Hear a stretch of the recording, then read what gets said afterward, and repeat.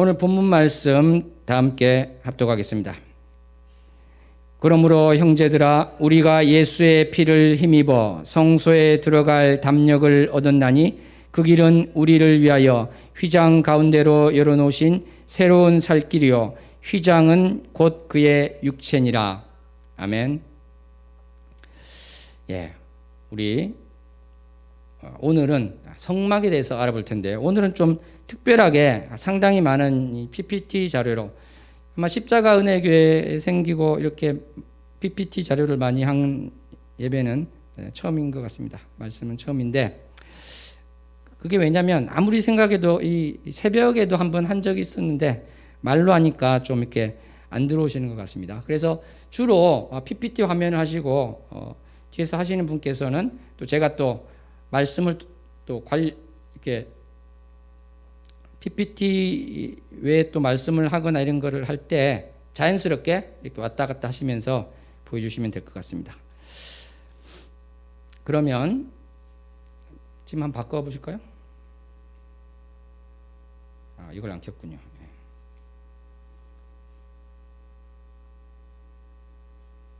잘 되고 있는 것 같습니다.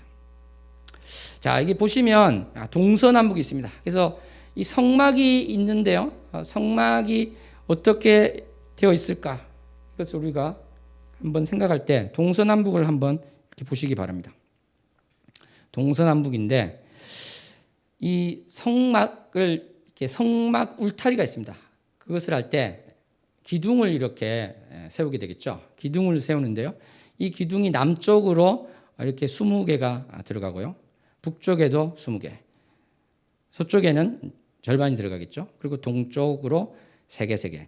그래서 여러분들 여기서 보시면 어디가 입구 같습니까? 동쪽이죠. 동쪽에서 이렇게 들어오는 이것이 입구가 되겠습니다. 그래서 여기에는 휘장과 같은 것이 이렇게 걸려지게 되는데요.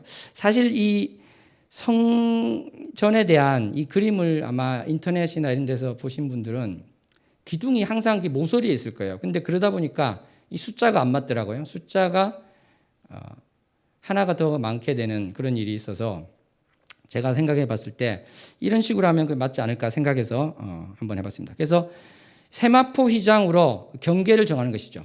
그것을 쭉 이렇게 칩니다. 세마포 휘장으로 다 치면 어떻게 됩니까?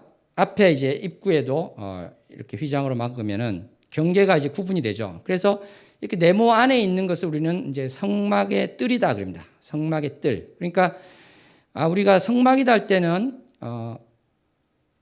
지성소 앞에 있는 성소를 포함한 그것을 또 이제 성막이라 할 때도 있고 이 전체를 또 성막이다 이렇게 할 때도 있는데요. 일반적으로 정확한 우리가 구별을 하려면 성막들이다 이렇게 아시면 되겠습니다.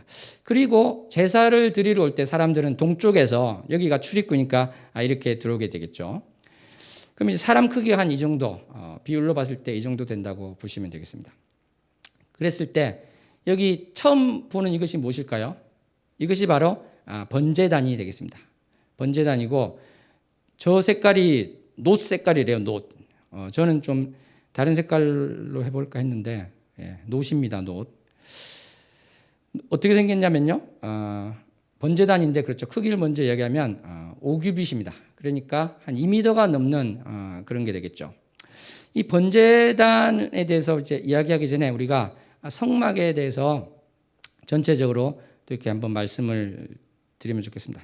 성막이라고도 하고 장막이라고도 하고 회막이라고도 하고 증거막이라고도 하고 또 성소라고도 하죠. 성소는 영어로 하면 이제 생츄어리 돼서 사실은 이게 영어로 하면은 지성소 성소할 때 구분이 되는데 우리말은 이게 사실은 좀 난감하게 됐습니다. 왜냐하면 이게 성막할 때도 있고 성소할 때도 있고 해서 같이 쓰는 그러한 문제가 있죠. 근데 저희가 이제 함께 나누고자 하는 부분은 바로 이것입니다. 성막이 히브리어로 되어 있는 거죠. 70인역 헬라어로 옮긴 걸 보면은 스케네라고 되어 있습니다. 70인역에 대해서는 제가 누차 이야기했으니까 생략하고요. 그런데 이 스케네라고 되어 있는 거, 이 70인역이 왜 중요하냐면 신약 성경을 쓴 신약 성경의 기자들이 다 70인역을 보았기 때문에 그런 것이죠. 사도 바울도 70인역을 보고 인용을 하였고 히브리서 저자도 그렇고 그래서 중요한 것인데 요한복음을 보시면요. 말씀이 육신이 되어 우리 가운데 거하심에 우리가 그의 영광을 보니 아버지의 독생자의 영광이요 은혜와 진리가 충만하더라. 이 말씀이 있는데 우리 가운데 거하심에 되어 있지 않습니까? 그것이 헬라어로 보면은 스케노라는 말을 쓰고 있습니다. 그러니까 이것은 스케네랑 같은 동족어라는 것이죠. 그러므로 이 성막이라는 말 자체가 예수님께서 거하는 것, 이것과 관련이 있구나. 그것을 우리가 주님께서 거하는 그것과 관련이 있구나. 이 생각을 우리가 해볼 수 있습니다. 번제단을 다시 한번 보면요. 번제단은 어떻게 됐습니까? 조각목으로, 조각목이니까 이제 아카시아 나무 뭐 그런 종류인데요. 그것으로 만듭니다. 5규빗, 너비가 5규빗. 그래서 저런 모양으로 되어 있는데 지금 저 그림 색깔도 좀 약간 나무 같이 보이는 면도 있습니다만 저것은 노수로 싼 것입니다. 저것을 왜 통째로 노수로 만들지 않고 나무로 만들고 나무 위에 노수를 쌌을까요? 그것은 바로 이 광야에 성막이 있었기 때문에 이동을 해야 됩니다. 근데 이걸 전체를 노수로 만들면 너무 무겁겠죠. 그래서 나무로 만든 것입니다. 나무로 만들고 노수로 쌌는데요. 이것을 틈이 없이 완벽하게 싸면 거기에 불을 놓아도 안에 있는 나무가 타지 않는다고 합니다. 사랑하는 성도 여러분, 그래서 참 이것을 제가 언제 한번 생각하면서 그런 생각을 한 적이 있습니다. 정말 저 안에 있는 나무가 나라고 생각한다면 바로 나는 어떻게 보면 타버릴 수밖에 없는 것이지만 나를 예수님께서 예수 그리스도로 옷 입으라고 하지 않으셨습니까? 예수님으로 옷을 입고 있으면 우리가 보호가 되는구나. 그런 생각을 한 적이 있었습니다. 사랑하는 성도 여러분, 이렇게 성막을 볼 때요, 우리가 이러한 해석이 맞는 것이다 이렇게 하는 것은 아니지만 각자 나름대로 또 은혜를 받을 수 있는 것은 또 받을 수 있을 거라 생각합니다. 그래서 이것을 모형을 이렇게 만들어 놓은 것이 있는데 보시면 아까 보았던 그 막이 이렇게 있는 것도 보이시죠? 이러한 모양으로 되어 있습니다. 그리고 저 뒤쪽에 있는 것이 바로 성소와 지성소가 있는 것이다. 이렇게 알 수 있겠습니다. 성소와 지성소가 있는 것이죠. 자, 이제 번제단을 우리가 보았는데요. 번제단을 지나서 이 동그란 거 이것이 무엇일까요? 바로 이것이 바로 물두멍이 됩니다. 물두멍. 물두멍은 실제로 또 이제 만들어 놓은 걸 보면 이렇게 생겼는데요. 밑에가 좀 잘리는 면이 있군요. 글자가 좀 잘리시죠? 예. 물두멍은 이제 회막.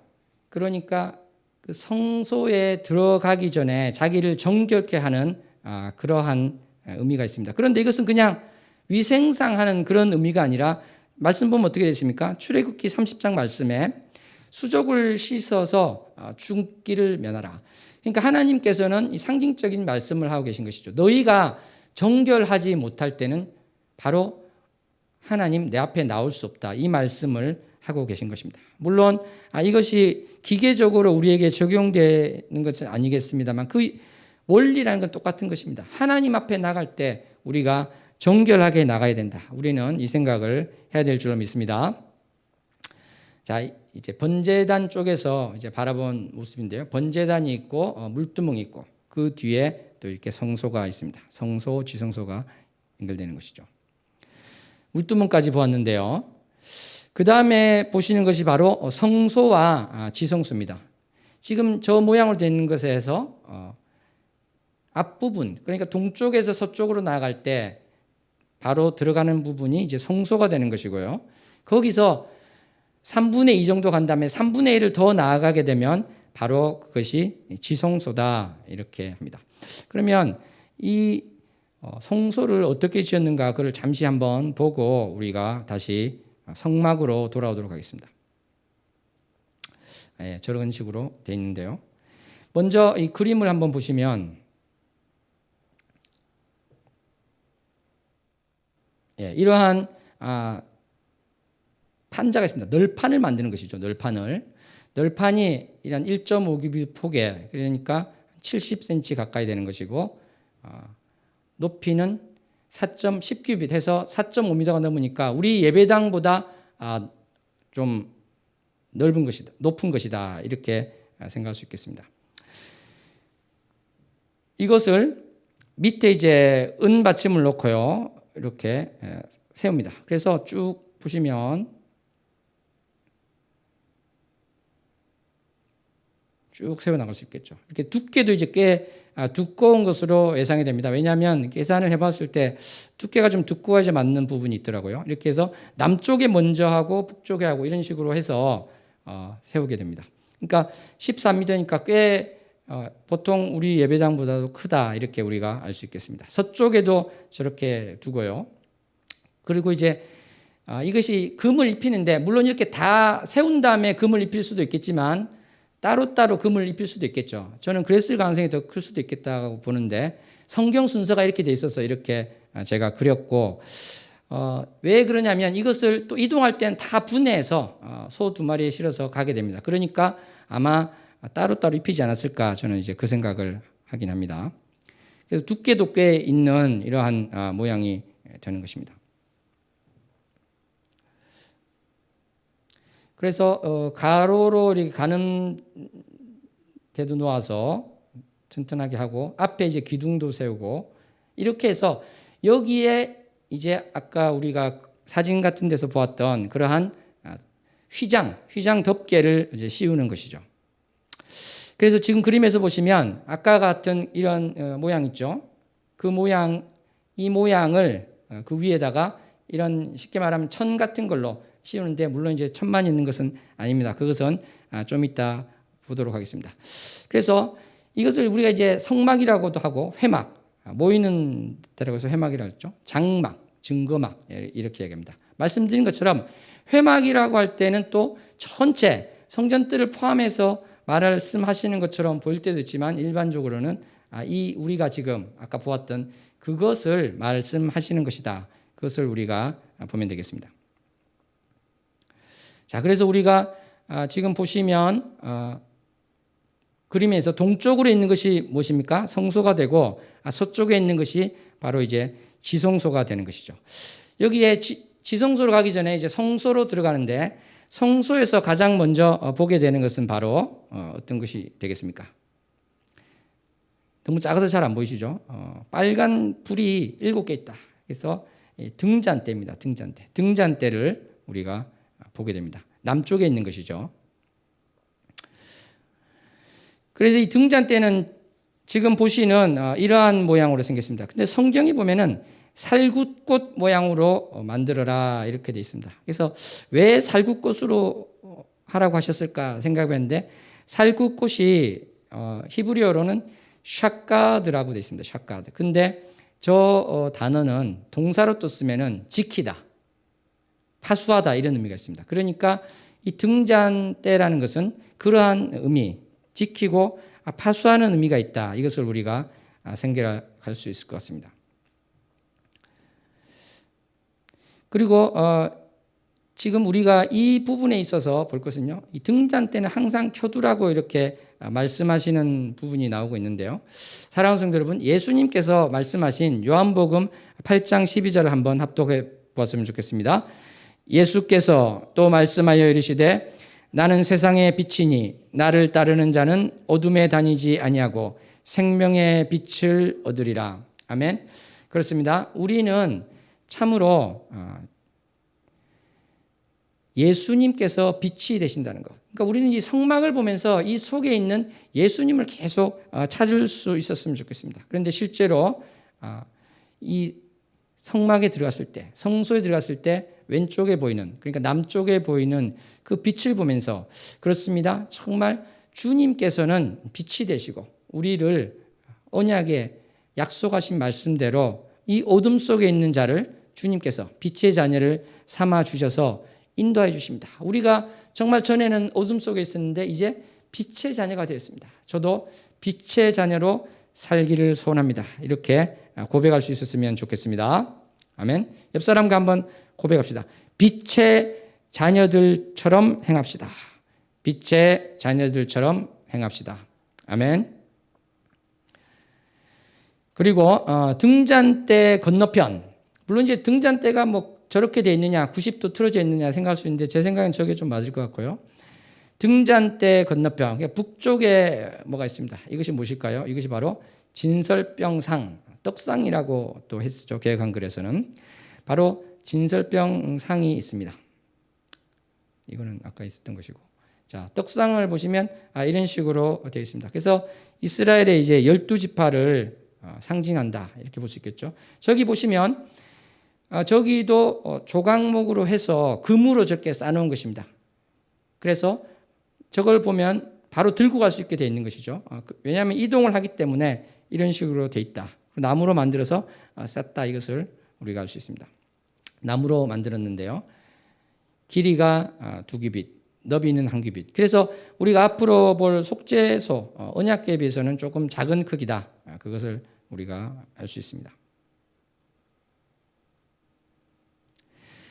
그래서 안식일마다 이제 떡을 내놓는데 우리가 떡을 보면서 생각할 수 있는 것은 무엇이겠습니까? 바로 하나님의 말씀, 그 생각을 할 수 있을 것이고, 또 예수님께서 말씀하신 것처럼 바로 예수님은 생명의 떡이다 이 말씀을 하셨습니다. 사랑하는 성도 여러분, 참으로 주님께서는 우리에게 먹을 것이 없는 자들에게 먹을 것을 주시지 않으셨습니까? 이럴 때 이제 바꿔주시면 됩니다. 이럴 때 예. 먹을 것이 없을 때 정말 오병이어의 기적을 보내주신 분이 바로 우리 주님이십니다. 참으로 우리 주님께서는 우리의 일상적인 요구에 대해서 그것을 단순한 수단으로 생각하지 않으시고 그것을 다 채워주시기를 원하십니다. 믿습니까? 그렇지만 우리가 일상적인 요구, 그러한 것들만 생각하고 있을 때는 그것은 많이 빗나가고 있는 것이 됩니다. 왜냐하면 예수님이 바로 생명의 떡이라고 했기 때문에 예수님 중심이 아니고 내가 예수 그리스도를 모르고 하나님한테 복을 받아서 사업이 잘 됐습니다. 하나님에게 복을 받아서 명예를 얻었습니다. 이러한 이야기를 하는 것은 사실은 무의미한 것이 될 수 있습니다. 내가 하나님으로부터 점점 멀어져 가고 있는데 그러한 나에게 주는 양식이 많아지고 있다. 그것은 사실은 굉장히 심각한 것이죠. 그렇지 않습니까? 내가 하나님으로부터 멀어지고 있는데 계속 좋은 일만 생겨요. 그것은 사실은 심각한 것이다. 반대로 내가 지금 공군 가운데 있을 때, 고난 가운데 있을 때 그것을 너무 또 안타까워만 하고 너무 좌절할 필요가 없을 수도 있습니다. 왜 그렇습니까? 바로 그러할 때 우리는 주님께 더 한 발짝 나갈 수 있기 때문에 그러한 것입니다. 그러므로 사랑하는 성도 여러분, 우리가 반드시 기억해야 될 것은 우리가 예수 그리스도를 믿을 때 이 땅 가운데서 주님이 주시는 축복이 반드시 있습니다. 그럼에도 불구하고 하나님 앞으로 우리가 나가지 못하고 내 마음속에 주님이 없어지고 있을 때 그 세상의 복이라는 것은 진정한 복이 아니라 나의 눈을 가리고 나의 귀를 가리는 그런 위험한 것이다. 이 생각을 반드시 하는 저와 여러분 되시기를 소원합니다. 계속 그 다음 것을 보도록 하겠습니다. 지금 우리가 한 번 더 이제 그림을 한번 보시죠. 동쪽에서 왔어요. 번제단을 지나서 물두멍을 지나서 이제 성소로 들어왔습니다. 들어와서 왼쪽에 남쪽에 등잔대, 북쪽에 진설병. 또 북쪽에 이제 떡이 있다는 것은 사실은 북쪽과 관련한 그 바람, 그런 바람이 불어야지 보리나 밀이나 이러한 곡식이 되는 그러한 의미도 있다. 이렇게 뭐 해석하는 사람도 있습니다만 어떤 경우든지 북쪽에 이제 그것이 있고요. 정면에 바로 이런 조그마한 상이 있죠. 이것이 무엇입니까? 바로 분향단이 되겠습니다. 이러한 모양으로 생겼는데요.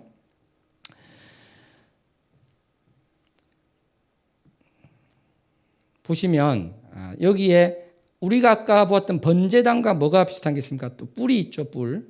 그래서 번제단에도 들고 갈 수 있는 것이 있는데요. 저 뿔이 있다는 것은요, 바로 우리가 어떤 죄가 있을 때 대제사장이 우리의 피를 가지고 대속죄일 같은 경우에 피를 가지고 저 제단에 바르는 일이 있습니다. 성경에 보면은 이게 번제단인가 이 분향단의 제단인가 헷갈릴 때가 있는데 제가 볼 때는 이제 분향단의 제단인데 그러한 하나님께서 원하시는 것이 있기 때문에 저렇게 해놓은 것이다. 이것을 우리가 볼 수 있겠습니다.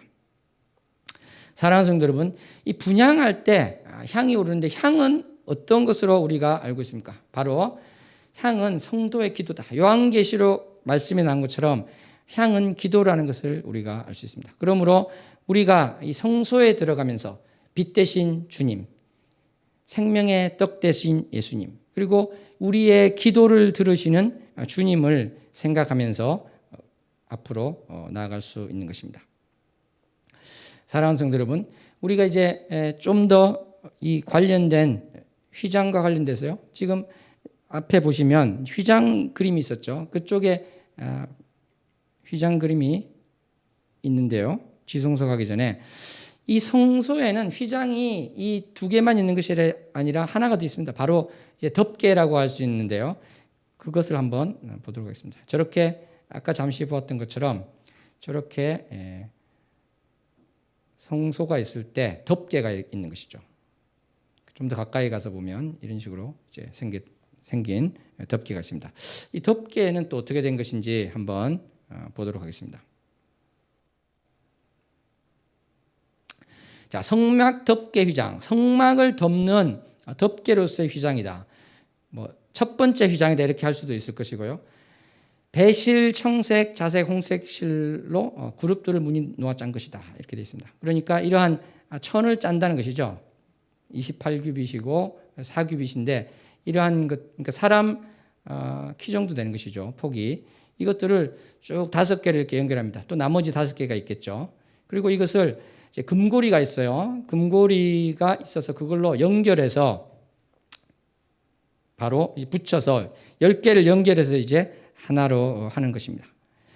이러한 것들이 이제 하나만 있는 것이 아니라 4개가 있습니다. 4개.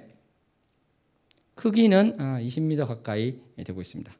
그러니까 아까 말씀드린 첫 번째 그 휘장이 있었는데 그게 이제 배실이고 청색, 자색, 홍색으로 한다니까 사실은 이 정확한 모양을 알 수가 없어서 거기 이제 그룹들, 천사라고 할 수 있는 그런 것들이 새겨지는데 이런 식으로 섞여 있는 것인지 아니면 좀 더 큼직큼직한 것인지 그거는 알 수 없습니다. 그렇지만 어쨌거나 이 색깔이 4가지 색이 들어간 것으로 짠다. 그것은 이제 동일한 것이 되겠습니다. 그리고 그 위에 염소털을 이번에는 금고리가 아니라 이제 놋고리로 되어 있는 염소털을 덮게 됩니다. 사랑하는 성도 여러분, 이걸 보면서 이 성막에서 우리가 생각되는 예수님과 또 무슨 관계가 있을 것인가 그것도 한번 생각해 보았으면 좋겠습니다. 그리고 붉은 물들인 수장의 가죽이 있습니다. 그리고 해달의 가죽이 있습니다. 돌고래 가죽이다 이렇게 또 볼 수도 있을 텐데요. 사랑하는 성도 여러분, 우리가 이 4가지를 보시면서 한번 생각을 해보시기 바랍니다. 나는 저것을 보고 어떤 것을 생각할 수 있을까? 저 색이 여러 가지를 우리에게 줄 수 있을 것입니다. 저 청색은 또 무엇이고, 청색이 이제 생명이라고 하는 분들도 있고요. 자주는 왕권, 홍색은 뭐겠습니까? 예수님의 그 피가 되는 것이죠. 흰색은 또 정결한 주님의 순결한 그것을 보여주는 것인데 또 어떻게 보면 이 청색은 제사장을 나타내는 것이다 이렇게 볼 수도 있을 것 같아요. 왜냐하면 제사장이 청색으로 만든 옷을 입었기 때문에 연관이 될 수도 있다. 왕으로 오신 주님, 제사장으로 오신 주님이다. 이렇게 볼 수도 있을 것 같습니다. 사랑하는 성도 여러분, 그런데 이 성막을 덮는 이 덮개에서 우리는 참으로 예수 그리스도를 볼 수 있다. 저는 그렇게 생각을 합니다. 왜 그렇습니까? 바로 염소털이라는 것은 바로 우리 주님께서 희생 제물이 되신 것이죠. 그리고 피라는 것은 무엇입니까? 제물을 드릴 때 나오는 그 피 아니겠습니까? 바로 저것을 가만히 보고 있으면 정말 우리 주님께서 대제사장으로 오셨을 뿐만 아니라 나를 위해서 희생 제물이 되셔서 나를 대신해서 참으로 죽으셨구나. 이것을 생각할 수가 있는 것입니다. 그래서 우리 신약 성경에 참으로 이러한 것들이 많이 고백이 되어 있는데요. 요한복음 1장 29절에 세례 요한이 뭐라고 이야기했습니까? 세상에 죄를 지고 가는 하나님의 어린 양이라고 이야기를 했습니다. 로마서 3장 25절에 하나님께서 예수님을 화목 제물로 세우셨다. 요한일서에도 나오는 말씀이죠. 화목 제물이라는 것은 무엇이겠습니까? 바로 하나님의 진노가 우리에게 내려지는 그러한 존재가 우리인데, 바로 예수님께서 친히 화목 제물이 되셔서 우리와 하나님 사이를 평강하게, 화평하게 하셨다는 것입니다.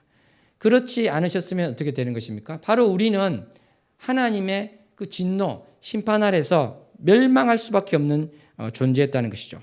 바로 그러한 것을 우리 성막을 보면서 어떻게 보면 이것이 예수님 오실 것을 간접적으로 정말 이야기하고 있는 것이 아닌가, 그런 생각이 드는 것입니다. 고린도전서에도 바로 우리 주님께서는 유월절 양 되신다, 이것을 고백하고 있습니다. 그리고 또 한 가지 우리가 이야기하지 않을 수 없는 것이 바로 아사셀 염소입니다. 아사셀 염소는 바로 대속죄일에 대제사장이 두 마리의 염소를 취해서 한 마리를 광야에 보내는 것인데, 이 염소가요 바로 죽지 않고 광야로 막 가게 됩니다. 그러면 사랑하는 성도 여러분, 어떻겠습니까? 바로 주님께서 십자가를 지고 성문 밖으로 나가시는 것과 같이 그러한 것을 보여주고 있다. 아사셀 염소는 바로 그러한 것입니다. 아사셀 염소는 바로 죽이지 않으니까 어떻게 보면 고통이 길게 이어지는 것이죠. 근데 십자가의 죽음이 바로 그러한 것이었습니다. 화면 잠깐 바꿔주시고요. 사랑하는 성도 여러분, 십자가는 어떠한 죽음입니까? 십자가 형벌의 가장 큰 특징은 빨리 죽이지 않는다는 것입니다. 그 고통을 길게 해서, 그래서 사람들을 두려워하게 만들고 그 죽는 사람으로 하여금 극심한 고통을 느끼게 하는 것이 바로 십자가 고통입니다. 아사셀 염소도 다른 제물과 형격하게 다른 것은요, 다른 제물들은 오면 바로 이제 죽어서 각을 뜨고 이렇게 제사를 지내게 되는데, 아사셀 염소는 그렇게 하지 않고 바로 밖으로 광야로 내보내는 것이죠.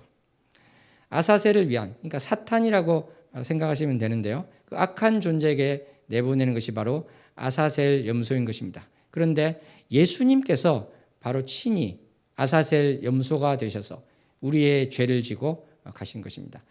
레위기 16장에 나오는 아사셀 염소와 관련한 것을 보면요, 이 안수하는 장면이 나오는데, 그것은 우리의 죄를 바로 그 염소에게 다 전가시키는 것입니다. 그러면 우리의 죄가 어디 있습니까?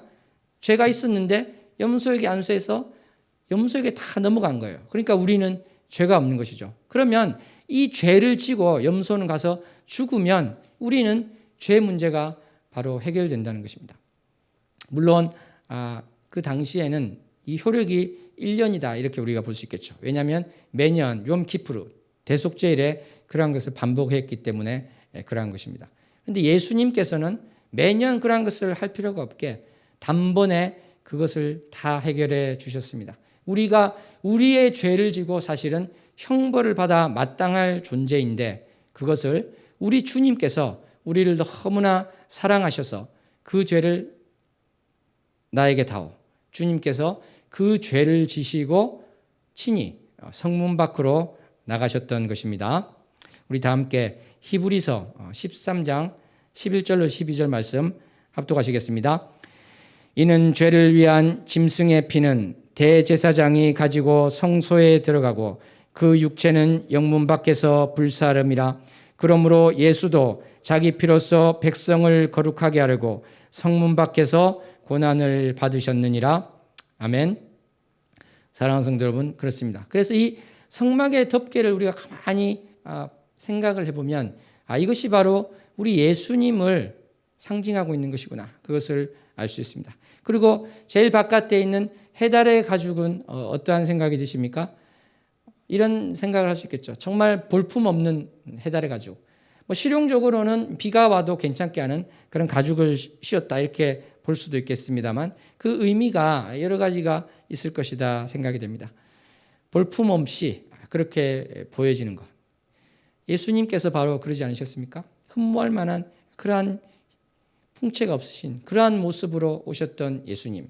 그런데 저는 또 그 생각을 했습니다. 창세기 3장 21절에 보면은요, 가죽옷을 지어 입히신 하나님 말씀이 나옵니다. 저는 이 생각을 하게 되었습니다.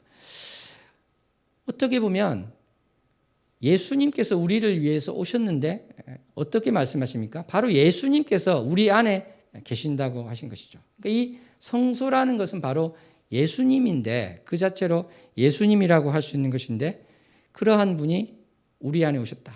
그리고 우리가 어떻습니까? 바로 성소라고 말씀하지 않으셨습니까? 그래서 어떻게 보면 이 마지막에 있는 해달의 덮개는 그게 나일 수 있겠구나. 나를 나타내는 것이구나. 내가 참으로 품을 수 없는 그 크고 거룩하신 분을 품을 수 있게 하나님께서 나에게 찾아오셨구나. 우리는 그것을 생각해 볼 수 있을 것입니다. 사실은 우리가 성령 받았다 그런데 이것은 그렇게 우리가 쉽게 말할 수 있는 것이 아닙니다. 그렇지 않습니까? 어떻게 이 죄인 가운데 성령님께서 오신다는 것입니까? 우리가 성령 받았다는 말이 이제 성령님을 영접했다, 그렇게도 쓸 수 있다고 말씀을 드렸는데요. 바로 성령님께서 우리를 성소로 삼아서 오신다는 것, 그것이 참으로 놀라운 기적이 아닐 수 없을 것입니다. 그러므로 우리는 우리의 몸을 더럽히고 마음을 더럽히는 것을 할 때 바로 내가 더러워지는 것뿐만 아니라 내 안에 계신 성령님께서 지금 피해를 입고 계신다, 그 생각을 꼭 하면서 주님, 나를 성전 삼아 주셨는데 내가 참으로 거룩한 자가 되기 원합니다. 고백하였으면 좋겠습니다. 아멘. 그 다음 거 보겠습니다. 자, 지금 보시면 성소와 지성소를 구분하는 것이 있죠, 그죠? 보시면 여기 이렇게 생기는 것이 있지 않습니까? 이것이 바로 휘장인데요. 그러니까 첫 번째 덮개가 첫 번째다 한다면 이제 저기 두 번째로 우리가 통과하는 것이, 우리가 통과하는 거 아니죠. 레위인만 들어갈 수 있고 제사장만 들어갈 수 있습니다만, 당시에 휘장을 첫 번째 걸 지나서 저렇게 이제 두 번째 휘장이 나오게 됩니다. 그것이 바로 지성소 앞에 휘장이다, 이렇게 할 수 있습니다. 그걸 지나면 지성소가 있는 것이죠. 그래서 지성소 앞 휘장인데요. 보면은 뭐 이런 식으로 생겼습니다. 아까 말씀드린 것처럼 3미터가 넘기 때문에 저렇게 훌쩍 높은 것이고, 향단이 있고 거기를 지나면 저렇게 기둥은 물론 4개를 이제 어떻게 세운지 알 수는 없지만 저기를 지나면 이제 지성소로 들어가게 되는 것입니다. 지성소에 들어가면 바로 보이는 것이 있는데요. 그러니까 진설병상이나 분향단보다는 좀 크죠. 저것이 바로 어떤 것입니까? 저것이 바로 이제 언약궤, 속죄소 언약궤가 되는 것입니다. 그림을 한번 보시면 이런 식으로 생겼죠. 저기도 들고 갈 수 있게 저렇게 돼 있는데, 언약궤 또는 이제 법궤, 증거궤라고 하는데, 그것은 그 천사가 지금 있는 그룹이 있는 그 밑부분 있죠. 어떻게 보면 큰 상자와 같은 그것이 바로 이제 언약궤가 되고 법궤가 되고 증거궤가 되는 것입니다. 그리고 그 윗부분이 어떻게 보면 우리가 일상적으로 가장 쉽게 생각할 수 있는 건 덮개죠. 뚜껑과 같은 덮개인데 그것이 바로 이제 속죄소라고 하는 것입니다. 쉬운 자라고도 하고 속죄소라고도 하는, 그러니까 뚜껑이라고 절대 하지 않고요, 덮개라고도 하지 않고 속죄소라고 한다. 이것을 기억하시면 되겠습니다. 그래서 이렇게 들고 갈 수 있는 것이다. 그런데 이 언약궤, 법궤는 사람들이 함부로 이렇게 다룰 수 있는 것이 아닙니다. 벳세메스 사무엘상에 보면요, 벳세메스 사람들이 여호와의 궤를 들여다보고 죽었다는 이야기가 나오고 있습니다. 5만 명인지 그냥 70명인지 정확하지는 않지만 살육을 당했다, 이러한 것이 나오고 있습니다. 그리고 웃사가 하나님의 궤를 함부로 붙들어서 죽은 이야기가 나오고 있습니다. 이것은 무엇을 이야기하고 있습니까? 바로 하나님께서 이 거하시는 언약궤는 우리 인간이 함부로 갈 수 있는 것이 아니다. 하나님께서 좀 너무하신 거 아니냐 이렇게 생각할 수 있겠지만, 사랑하는 성도 여러분, 이렇게 우리는 생각해야 될 것입니다. 하나님께서는 너무나 거룩하시고요, 비유하자면 이런 것이 되지 않을까요? 너무나 환한 빛입니다. 거기에 가면 우리가 눈이 멀고 마는 것입니다. 너무나 강렬한 불입니다. 거기에 우리가 함부로 갔다가는 다 타버린다는 것입니다. 그것은 하나님께서 무시 괘씸해서 그렇게 하신다 이런 것보다 우리의 처지가 그렇게 될 수밖에 없는 처지다. 그러므로 우리가 그리스도로 옷 입고 그리스도께서 우리를 보호해 주시지 않았을 때 우리의 죄 문제를 해결하여 주시지 않으면 아까 우리가 본 그러한 일들이 우리에게 벌어질 수 있는 것이다. 하나님은 정말 어떤 시골에 계신 그런 할머니와 같은 그런 존재가 아니시고 거룩하신 주님이시다.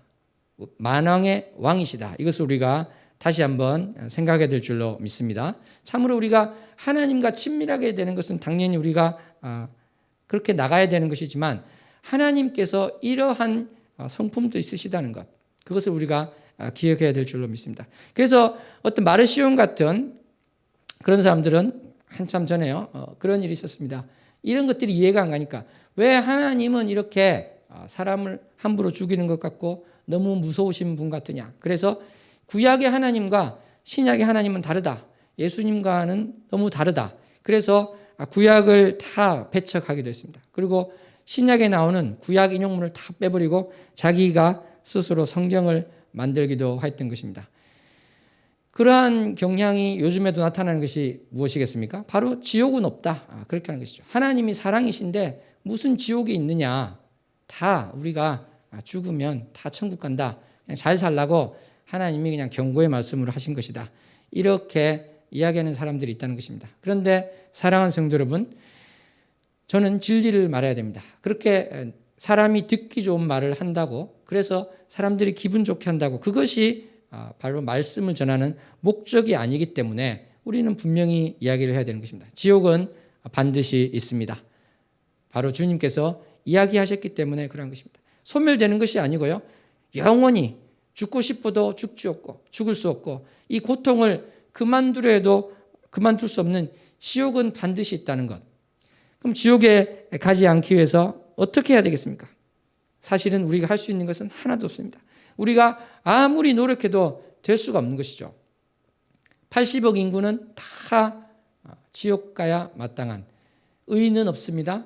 한 명도 의인은 없는 것입니다. 하나님의 영광에 이르지 못합니다. 모든 사람이 죄를 범하였기 때문에 그런 것입니다. 로마서 3장 23장에도 분명히 인용하여서 말씀하고 있는 것이죠. 사랑하는 성도 여러분, 바로 우리가 이렇게 한 명도 빠짐없이 의인이 한 명도 없는 이 지금 21세기에 본다면 80억 인구가 전부 다 지옥에 가야 마땅하기 때문에 바로 이 문제를 해결하시기 위해서 우리 주님께서 오신 것입니다. 그 사랑을 우리가, 그 은혜를 다시 한번 기억하였으면 좋겠습니다. 아까 우리가 보았던 언약궤, 그 법궤를 보시면요, 이렇게 10계명의 돌판이 있습니다. 두 돌판이 있고 또 아론의 쌍난 지팡이가 있고 또 만나를 듣는 금 항아리가 있습니다. 이것에 대해서 여러 가지 이제 해석이 있을 수 있는데 그 중에 크리소스톰 같은 사람이 한 이야기가 이것은 하나님의 진노가 나타난 것이다. 왜냐하면 이스라엘 백성들이 반역하였을 때 그러한 것들에 대한 하나님의 응답 아니었느냐. 그리고 그 상황 자체가 그런 것을 보여주고 있는 것이 아니냐. 아론의 쌍난 지팡이도 하나님이 어떤 자들이 바로 내가 원하는 자인지 보여주겠다고 하신 것이 아닙니까? 또 만나 같은 경우도 정말 원망이 있었다는 것. 그리고 두돌판 같은 경우는 모세가 시내산에서 내려왔더니 어떤 일이 있었습니까? 바로 황금 송아지를 숭배하는 그러한 일들이 있었다는 것이죠. 그러므로 이것을 해석할 때 어떤 면에서는 이것이 이제 진노의 것이 있고 그래서 속죄소가 그 진노가 올라오는 것을 막는 역할을 하는 거 아닌가 이렇게 이야기하는 사람도 있습니다. 뭐 그렇게 볼 수도 있을 것이고 또 다르게 본다면 어떤 것일까요? 하나님께서 택하시고 하나님께서 공급하여 주시고 하나님께서 은혜 주신다는 그것을 또 우리는 생각해 볼 수 있을 것 같습니다.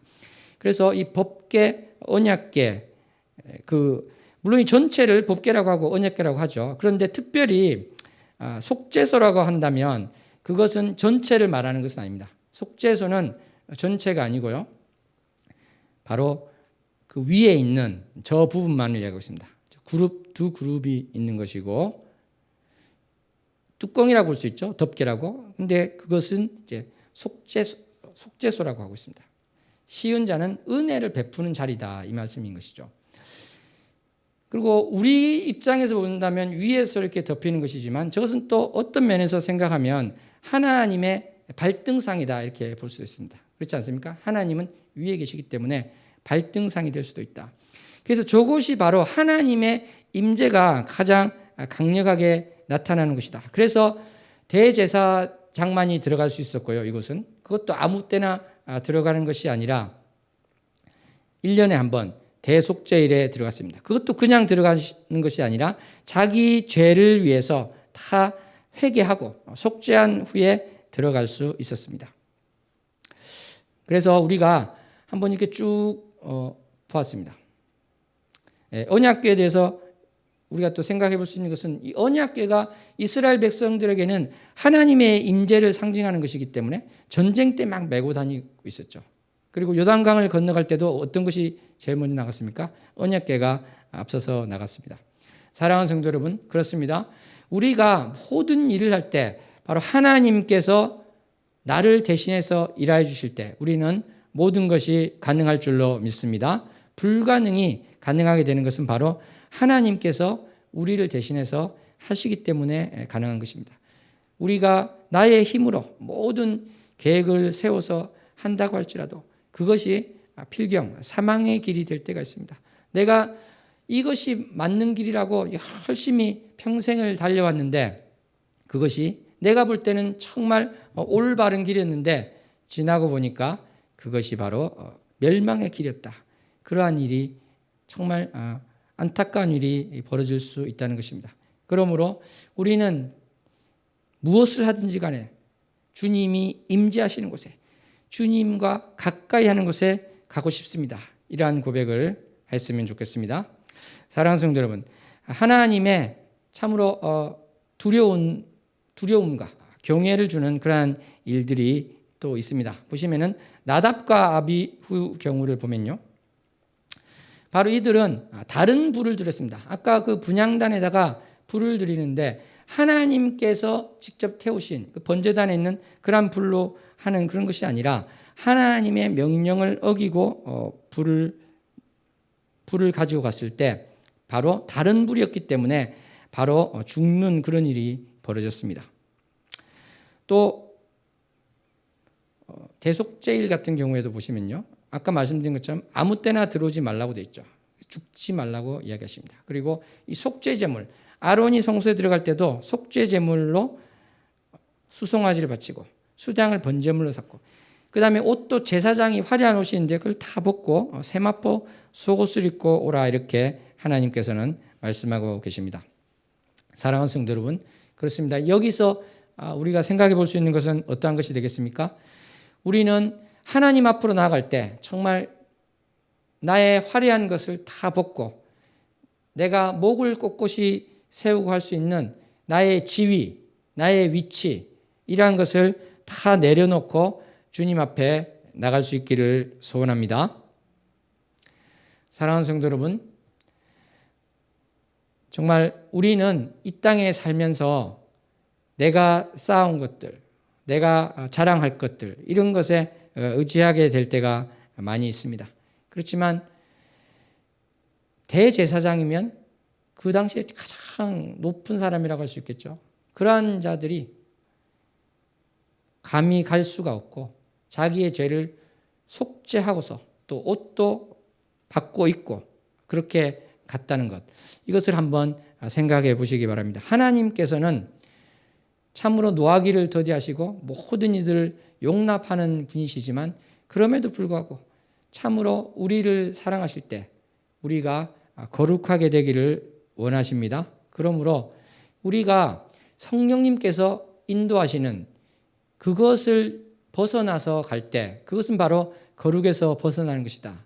저는 그렇게 생각합니다. 어떠한 규정이 있어가지고요. 남이 판단할 때 이 길로 가야 되는데 그렇게 되는 것이 아니라 바로 성령님께서 나에게 주신 마음. 그것이 제3자가 볼 때는요.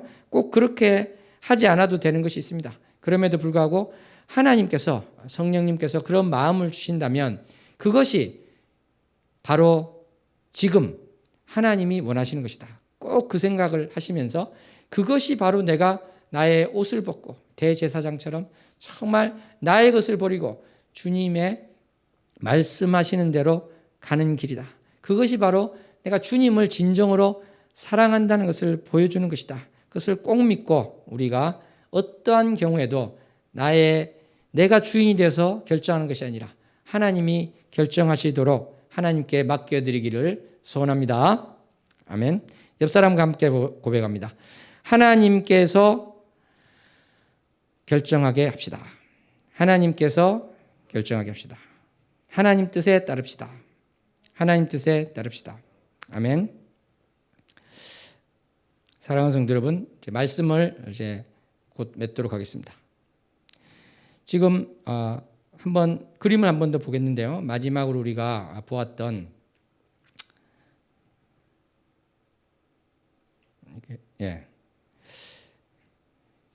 어떻게 보면 참 별것 아닌 것 같지만 바로 저기서 이스라엘 백성들은 하나님의 임재를 보았던 것입니다. 저렇게 희생 제물을 바치고요. 저 멀리 보면은 별거 크지도 않은 것이죠. 어떻게 보면 그런 것입니다. 사랑하는 성도 여러분, 그런데 참으로 우리에게 진정한 성전은 어떠한 것이겠습니까? 바로 히브리서 8장 5절에 보면은 아마 말씀을 같이 볼까요? 히브리서 8장 5절을 보면은 바로 우리가 보았던 이 성막은 하늘에 있는 것의 모형이고 그림자라고 이야기를 하고 있습니다. 사랑하는 성도 여러분, 이스라엘 백성들이 처음 하나님의 임재를 느낄 때 그것이 모형이고 그림자다. 그러면 진짜는 어디 있다는 것입니까? 바로 하늘에 있다는 것입니다. 그리고 좀 더 구체적으로 우리 크리스찬들에게 바로 성전은 어떠한 것인가? 첫째로 바로 요한복음 2장에 나온 것처럼 예수님께서는 자신을 가리켜서 성전이라고 이야기를 하셨습니다. 그렇죠? 2장 19절에 보면은 이 성전을 하면 내가 사흘 만에 일으키겠다. 사흘 동안에 일으키겠다. 그러니까 그 이스라엘 백성들은 이렇게 큰 성전을 너가 사흘 만에 짓겠다고 이렇게 생각한 것이지만 바로 예수님은 아까 우리가 성막이 바로 예수님을 나타낸다고 하지 않았습니까? 실제로 예수님이 이렇게 이야기한 것입니다. 예수님 스스로를 가리켜서 성전이다. 이렇게 말씀을 하신 것입니다. 요한계시록 21장 22절에도 같은 말씀이 나오죠. 다 함께 한번 합독해 볼까요? 요한계시록 21장 22절 합독합니다. 성 안에서 내가 성전을 보지 못하였으니 이는 주 하나님 곧 전능하신 이와 및 어린 양이 그 성전이심이라. 아멘. 그렇습니다.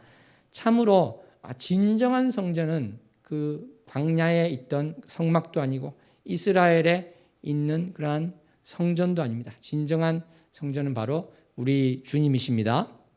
나머지는 다 모형이고 거기에 뭔가 새로 하면은 엄청난 것이 있을 것 같지만 이미 주님께서는 그게 모형이다. 그림자다. 이렇게 얘기했습니다. 그림자가 어떤 건지 알지 않습니까? 그것이 어떻게 실체가 되겠습니까? 모형은 좀 심하게 말하면 장난감과 같은 것이죠. 어떻게 보면. 그것과 진짜를 비교할 때 비교가 되겠냐고 하시는 것입니다. 사랑하는 성도 여러분, 그러므로 우리는 이 성전, 성막에 대해서 알아보면서 이 모든 것들이 우리가 또 레위기 보면서 좀 더 자세히 또 말씀을 드리겠습니다만 우리가 참으로 거룩하기를 소원합니다. 주님께서 말씀하시는 건 레위기를 관통하는 그 한마디라고 한다면은 너희가 거룩하라는 것입니다. 거룩하다는 것은 구별되어야 된다는 것입니다. 물론 우리가 모든 생활 속에서 항상 구별될 수 있을까 이렇게 생각할 수 있습니다. 그렇지만 하루하루가 쌓여서 한 달이 되고 한 달이 쌓여서 1년이 되고 또 1년이 쌓여서 10년, 20년이 되었을 때 내가 이 땅에서의 삶을 마감할 때 과연 내가 예수님을 모르는 분들과 전혀 구별이 안 되었을까? 구별되는 삶을 살지 못했을까? 그렇다면 우리는 너무 부끄러운 삶이 될 것 같습니다. 사랑하는 성도 여러분, 우리가 어떻게 하면 구별된 삶을 살 수 있는 것입니까? 그것은 바로 여러분도 알고 있습니다. 우리 모두가 알고 있습니다. 성령님께서 지금 바로 이야기를 하시는 그것을 순종하면 될 것입니다. 진정한 크리스찬치고 성경을 1년 가도 한 번도 안 읽는데 찔리지 않는 분은 아무도 없을 것입니다. 기도를 전혀 안 하는데 찔리지 않는 분은 아무도 없을 것입니다.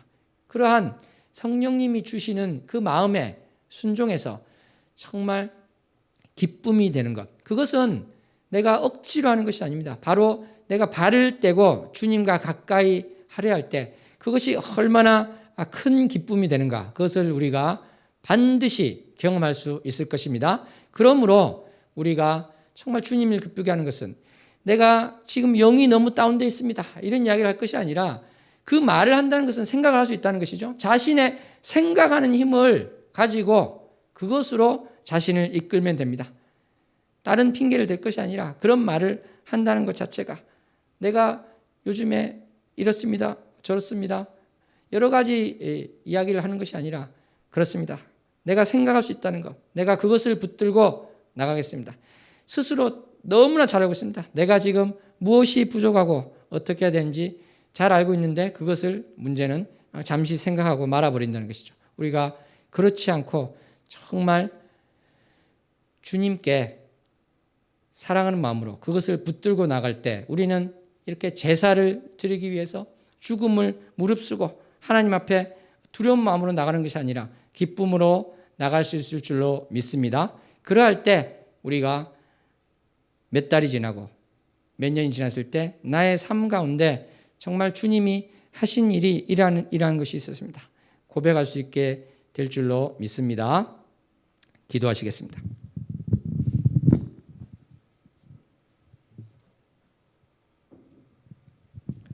하나님 아버지, 감사합니다. 오늘 말씀 가운데 우리가 성막에 대해서 개요를 보았습니다. 하나님 아버지, 참으로 우리 주 예수 그리스도를 사랑해서 진정한 성전된 우리 주님을 기억하는 자 되기 원합니다. 또 우리를 성전 삼아 주셔서 이제 주님께서 나를 성전이라 불러주시고 감히 이 부족한 자에게 주의 영이 거하고 계신 것을 생각하면서 주님, 그 구약에 나오는 그 수많은 것들이 바로 나에 대한 이야기였고 내가 이제 성전이 되었다는 것을 생각하면서 성전으로서 부끄럽지 않는 삶을 살게 하여 주시옵소서. 그리하여서 참으로 성령님이 근심하지 않으시고 성령님이 인도하시는 가운데 나의 삶이 날로 풍성해지고 주님께서 기뻐하심이 더욱 넘쳐나게 하여 주시옵소서. 감사합니다. 사랑합니다. 예수님 이름으로 기도합니다. 아멘. 우리 찬양하고 기도하시겠습니다. 예. 잡음이 나서.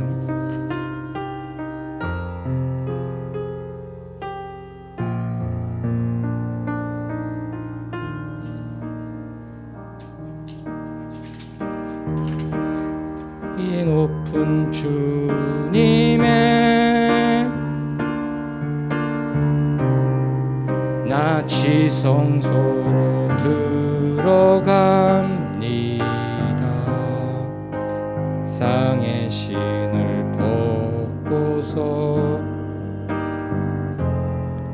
주 보좌 앞에 엎드리리. 내 주를 향한 사랑과 그 신뢰가 사그러져 갈 때 하늘로부터 이곳에 장막이 덮이네.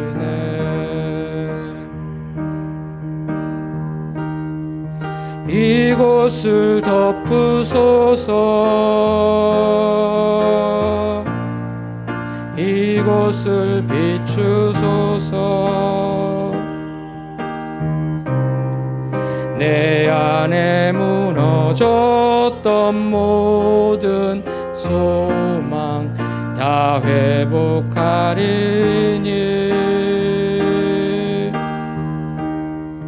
이곳을 지나소서. 이곳을 만지소서. 내 안에 죽어가는 모든 예배 다 살아나리라.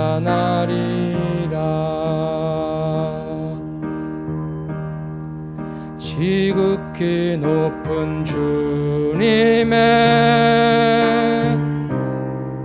나 지성소로 들어가니다. 세상의 신을 벗고서 주 보좌 앞에 엎드리리. 내 주를 향한 사랑과 그 신뢰가 사그러져 갈 때 하늘로부터 이곳에 장막이 덮이네.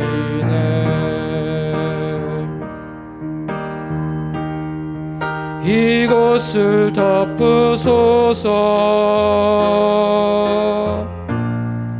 이곳을 비추소서. 내 안에 무너졌던 모든 소망 다 회복하리니 이곳을 지나소서. 이곳을 만지소서. 내 안에 죽어가는 모든 예배 다 살아나리라.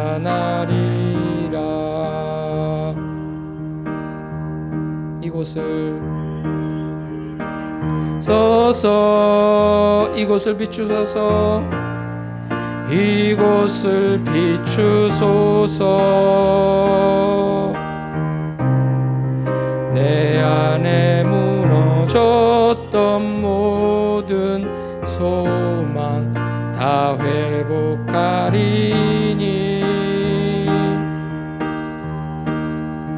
이곳을 지나소서. 이곳을 만지소서. 내 안에 죽어가는 모든 예배 다 살아나리라. 아멘. 사랑하는 성도 여러분, 우리가 정말 대제사장이 함부로 들어가지 못하는 그 지성소를 보았습니다. 그런데 우리는 이제 어떻게 지성소에 갈 수 있는 것입니까? 바로 예수님께서, 그 휘장이 예수님의 육체를 상징하고 있습니다.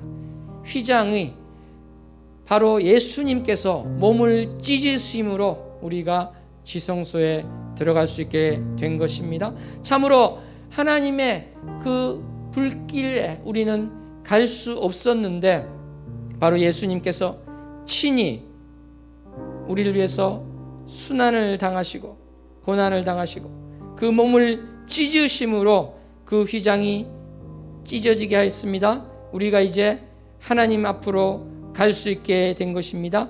하나님과 친밀한 교제를 회복하게 된 것입니다. 거기에 더 나아가서 우리에게 주님의 영이 오신 것입니다. 성령님이 우리 안에 거하고 계신다는 것, 이것은 너무나 놀랍고 감격스럽고 이러한 기적이 없는 것입니다. 주님 사랑합니다. 내가 감히 나아가지 못했던 지성소에 이제 내가 나아갈 수 있습니다. 우리 예수 그리스도를 힘입어 나아갈 수 있는데, 내가 이제 주님과 대면할 수 있는 자가 되었는데 아직도 과거에 사로잡혀서, 옛사람에 사로잡혀서 살고 있습니까?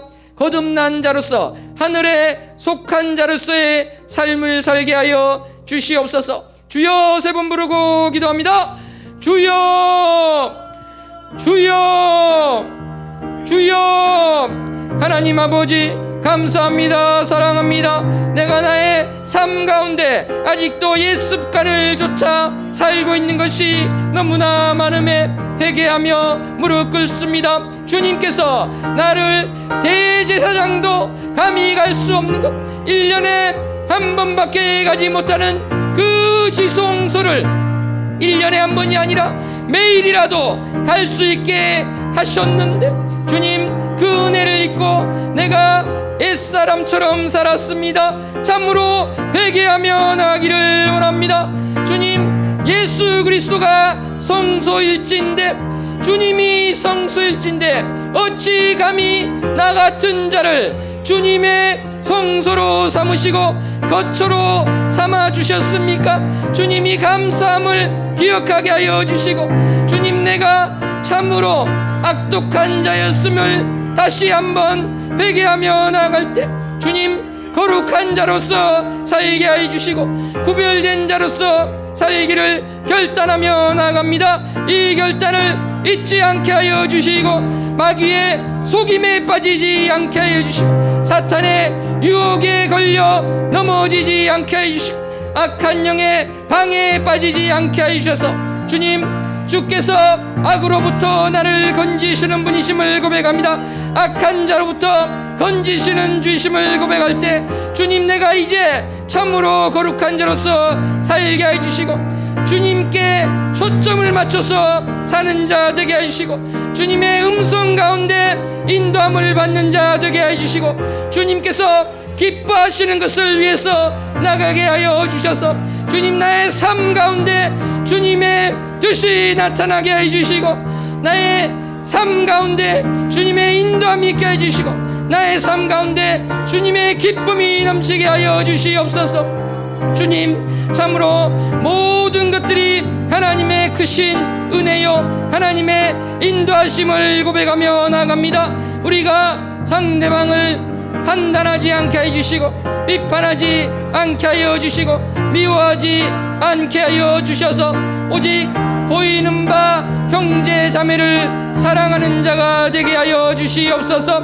오직 하나님 아버지께서 주시는 마음으로 나가게 하여 주사 원수도 사랑하라고 하신 주님, 그 마음을 붙들고 나아갑니다. 원수에게도 박해하는 자에게도 축복 기도를 하기를 원하시는 주님, 내가 그러한 자 되어서 참으로 구별된 자 되게 하여 주시옵소서. 우리가 크리스찬을 명목상으로만 가지지 않게 하여 주시고 참으로 내가 누구인가, 내가 어떤 자인가, 나의 신분이 무엇인가 다시 한번 기억하게 하여 주셔서 아버지, 주님의 기쁨이 되는 삶이 되게 하시고 내가 후회하지 않는 삶을 살게 하여 주시옵소서. 매일매일 온전하게 주님께 나가며 회개하며 나갈 때 주님의 은혜 가운데서 주님이 주시는 것으로 기뻐하며 감사하는 우리 모두가 되기를 소원합니다.